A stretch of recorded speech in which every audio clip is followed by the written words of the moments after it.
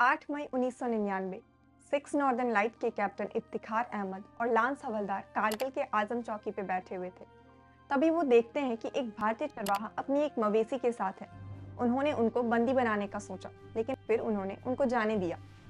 इस चरवाहे का नाम तासी नामग्याल था और उन्होंने देखा कि कुछ लोग हथियार से लैस खड़े हैं और कुछ बंकर्स की खुदाई कर रहे हैं। इनको शक हुआ कि ये लोग इंडियन आर्मी के नहीं हैं और सीमा पार से यहाँ आए हैं, तो उन्होंने इस बात की जानकारी वहाँ के इंडियन आर्मी को दी। उसी दिन लगभग 2 बजे एक लामा हेलीकॉप्टर पहाड़ों की ओर निरीक्षण करने को जाती है और वो देखते हैं पाकिस्तानी सोल्जर्स भारतीय सीमा के पहाड़ों में घुस आए हैं। अगले दिन फिर से 2 लामा हेलीकॉप्टर उस जगह पर पहुंचती है और उनके बहुत से ठिकानों पर गोली बरसाना शुरू कर देती है। लेकिन सवाल ये उठता है कि लाहौर शिखर सम्मेलन के बाद भी आखिर क्यों पाकिस्तानी सोल्जर्स भारत की सीमा के अंदर ऊपर चोटियों पर पहुंच गई, जिससे आजाद भारत के इतिहास के सबसे बड़े युद्ध में से एक कारगिल वॉर की शुरुआत हुई। आइए इन सारी बातों को समझते हैं हम इस वीडियो में। What you heard right behind you was the sound of Bofors guns directly targeting the top of Tiger Hill, the prelude to the final assault.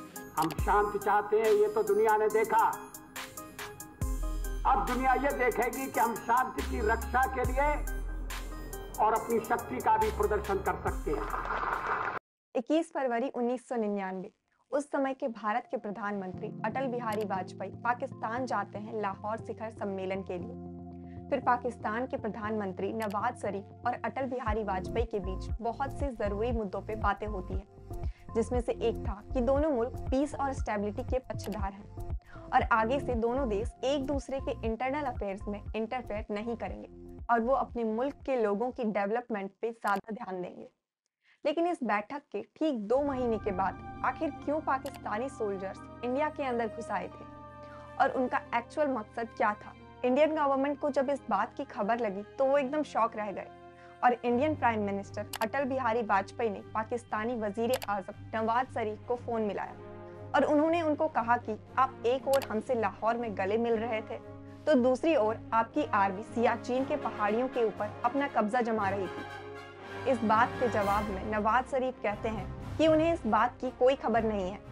सबसे ज्यादा चौंकाने वाली बात यही थी कि पाकिस्तानी खुफिया एजेंसी को पाकिस्तान के सबसे बड़े ऑपरेशन के बारे में बिल्कुल भी भनक ना थी।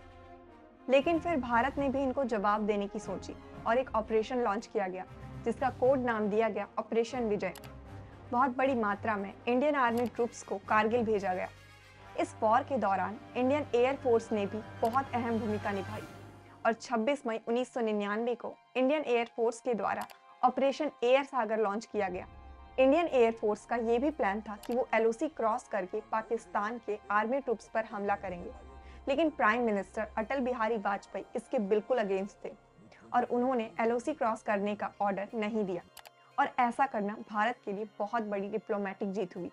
पूरी दुनिया के सामने ऐसा मैसेज गया कि भारत युद्ध नहीं करना चाहता, वो बस अपनी कंट्री को प्रोटेक्ट कर रहा है। इस वॉर के शुरू में पाकिस्तान को बहुत ज्यादा एडवांटेज था। दुश्मन सोल्जर्स हाइट पर बैठकर फायरिंग कर रहे थे और चढ़ाई कर रहे इंडियन सोल्जर्स को इतनी कम टेम्परेचर में फाइट करने में बहुत परेशानी आ रही थी, क्योंकि उनको पता नहीं लग पा रहा था कि दुश्मन कहाँ पर छुपे हुए हैं।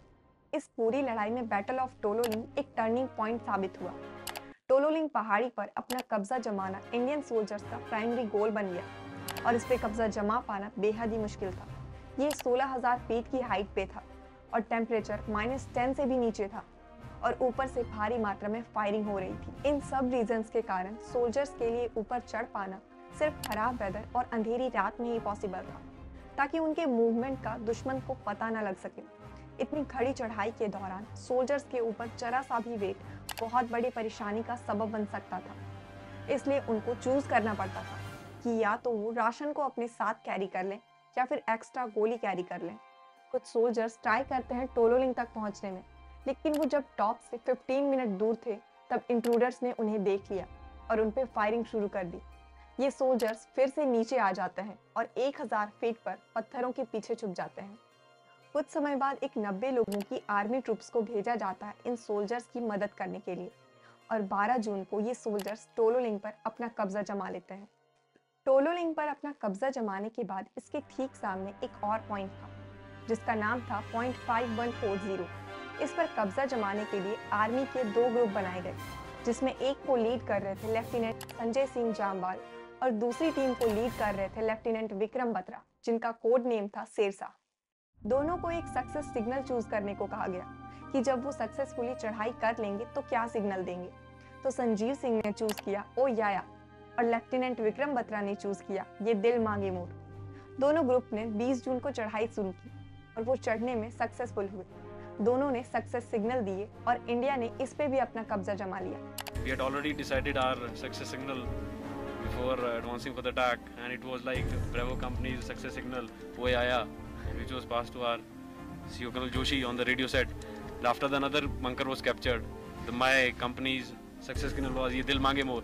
The guys were so highly charged up that they're wanting that some more bunkers should have been there, and we would have got the more. Indian army का नेक्स्ट टारगेट था नेक्स्ट ऊंचे पॉइंट पर कब्जा करना, जिसका नाम था tiger हिल। इस हिल की एक ओर 1000 फीट की वर्टिकल क्लिफ थी।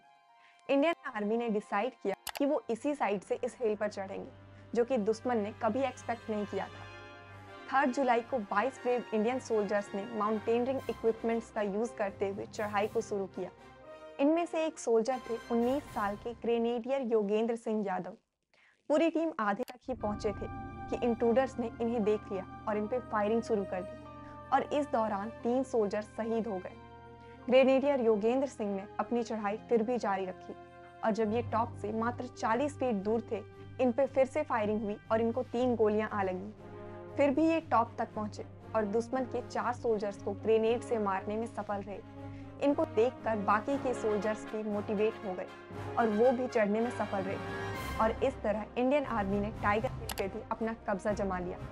और इतनी गोलियां लगने के बाद भी योगेंद्र सिंह जिंदा बच गए और उनको लेफ्टिनेंट पोस्ट पर प्रमोट कर दिया गया। मिशन लगभग खत्म हो गया था।